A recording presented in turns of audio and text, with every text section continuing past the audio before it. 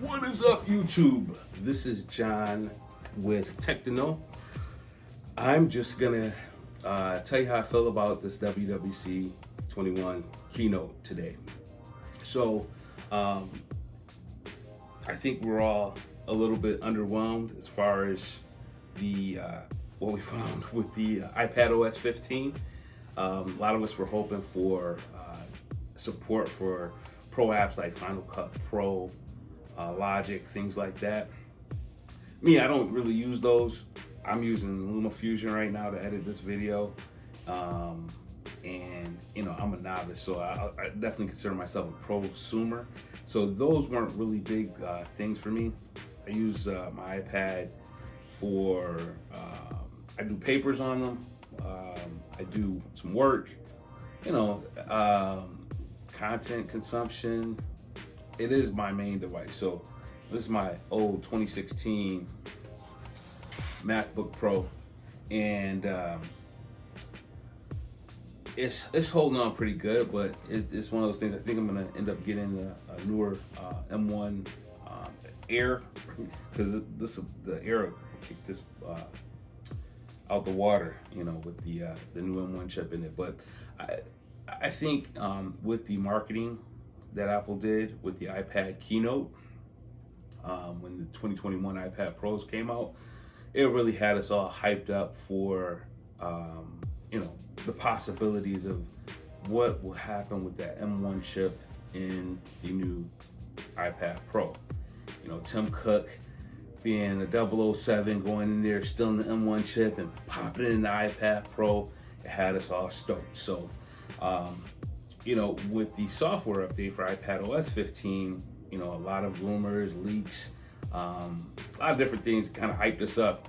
I believe we hyped ourselves, really, honestly, because there's nothing that, with those leaks that came out, and, just kind of thinking about that horsepower that's in that M1, our minds open up like, oh my gosh, you can do this, that, and the third with this. The one thing, though, is that I have to keep in mind, and I think we all do, is that with the iPads, you can get that base model iPad 300, I think it's 379 or 329 or something like that. You get that one, and it ranges all the way up to the iPad Pro 2021, where you're spending $2,300 on a spec'd out iPad Pro. So I definitely understand where, it's a lot of money when you're going to that Pro level, and we all want something to show for it, right? I don't think that's too much of an ask.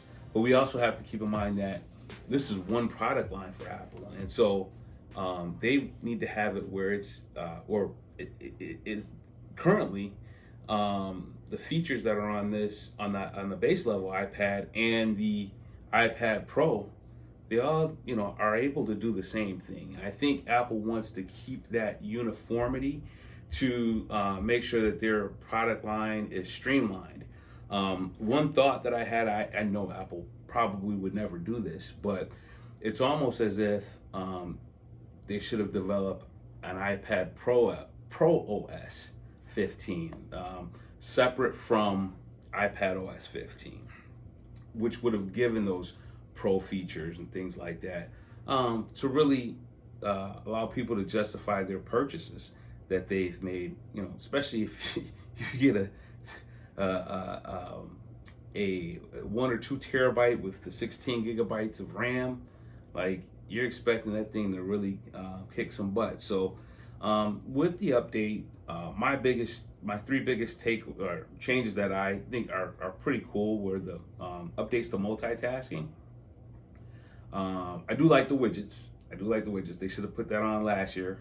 I'm glad we finally got it. Quick Notes seems pretty cool, especially where it's a smaller screen where you can write your note. I think that's handy for those quick things that you're jotting down, and I think those are really the big items in my opinion. But I think we all learned a lesson, right?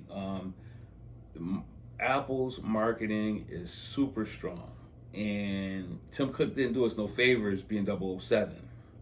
He had us hyped.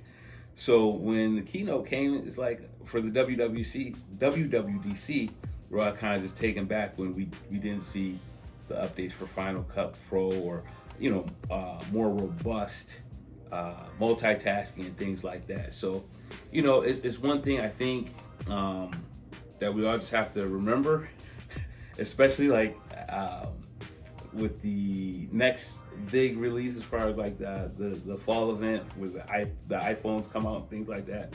Like, it's gonna look real pretty. It's gonna look real pretty from their marketing standpoint. When you get in your hand, you might be like, oh, all right, it's cool, but it's one of those things where we just have to remember that marketing is real, and as long as we keep our expectations in line with and set reasonable expectations for ourselves, I think we're fine. I'm not returning this. I love this iPad. I actually had the 2018 11-inch iPad Pro, and I upgraded at the end of March or like right between the time frame of the keynote. I went and upgraded to the 12.9-inch. For me, I love the screen size on this, but when they announced the 21, I returned it and said, okay, I'm just gonna get the newest one. So I've no regrets, really. It's fast. I got the 512 gigabyte with the 8 gigabytes of RAM. It's doing what it needs to do. It's fast. I really like it. I like the FaceTime. I forgot what it's called, but I enjoy that, and I've really enjoyed the device. So I'm not returning mine at all, but I will next time make sure that my expectations are lined up with the reality of what may or may not be. So wish you all the best. Tell me what you think as far as WWDC. If I had to rate it, I would give it a 7.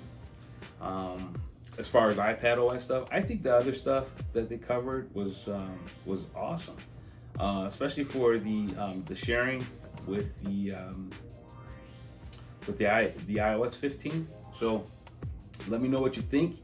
Again, this is John with Tech to Know. Like, comment, subscribe. I'm still at 0 subscribers, so I hope subscribe, please. All right. Wish you all the best. Peace.